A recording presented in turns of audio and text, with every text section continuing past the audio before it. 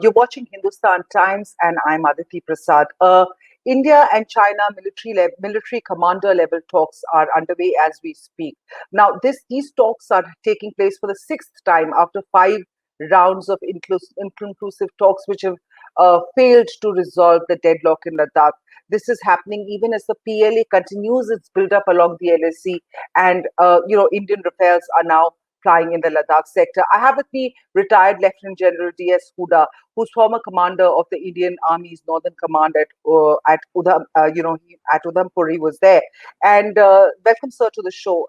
I really thank you for joining us today. But you were also the architect of the surgical strikes in September 2016, and therefore it becomes very interesting to talk to you, sir, at this time. Today's COP Commander level talks are the first time since India captured key strategic heights on the 29th of August in the midnight operation. What are the expectations, according to you, from this round of talks? So Aditi, firstly, thank you for having me on your show.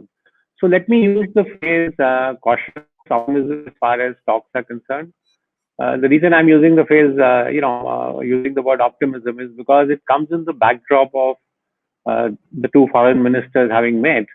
And for the first time, at least the two of them having arrived at some kind of common consensus. There was a joint statement that was issued. And now, as we see the co-commander level talks, you also have a fairly senior MEA representative in the talks. So, if we can build on the foreign ministers, meet, then it would be good. The reason I am cautious is because the attitude that we've seen as far as the Chinese are concerned till now has been fairly stubborn, obdurate. They're talking, for example, at Pengongso and saying that we are at our traditional boundary, and they haven't, disengaged from a number of places. Will this attitude see a sudden change? I don't think so.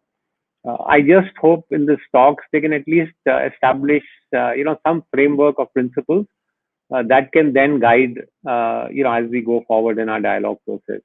But Aditi, I think we shouldn't expect, very quick breakthroughs. But let's hope they can build on the foreign minister's consensus. So you're basically saying that you don't have very high expectations from these talks, given the fact that this is the sixth round of talks after intervention of the external affairs ministers from both sides. And this time we're also seeing, there's heavy deployment on both sides already. I mean, after every round of talks, there has been some incident or the other. There was Galwan, there's Frank. So, reports are now of, we're getting reports of the Rafales now flying in Ladakh. Now, Rafales being there, the Chinese side, of course, with its full backup. There's heavy deployment on both sides, and therefore the talks coming against this backdrop. What do you see this as? Because this is really both sides flexing their muscles and neither willing to retreat.